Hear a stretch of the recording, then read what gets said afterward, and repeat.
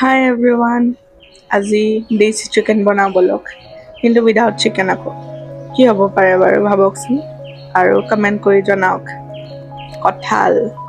কঁঠালৰ চব্জি বনাম আজি।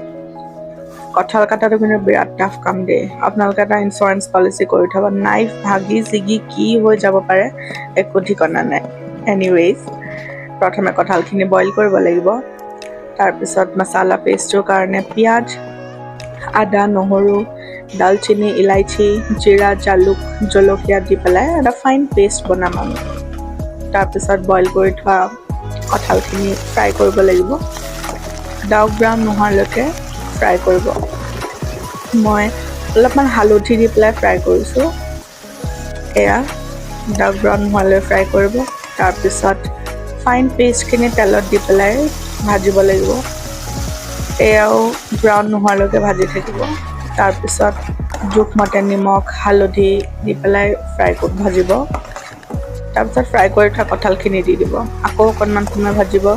মই যে সেই মছলা বাতিটোত অকণমান লাগি আছিলে মছলা, মই সেইখিনিও এৰা নাই, মুঠতে চব ইউজ কৰিম। পানী দি পেলাই হ'লেও মিলাই মেলি চব দি দিছোঁ।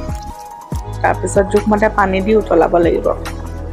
এয়া ৰেডি হৈ গ'ল মোৰ কঁঠালৰ চব্জি, দেশী চিকেন উইদাউট চিকেন।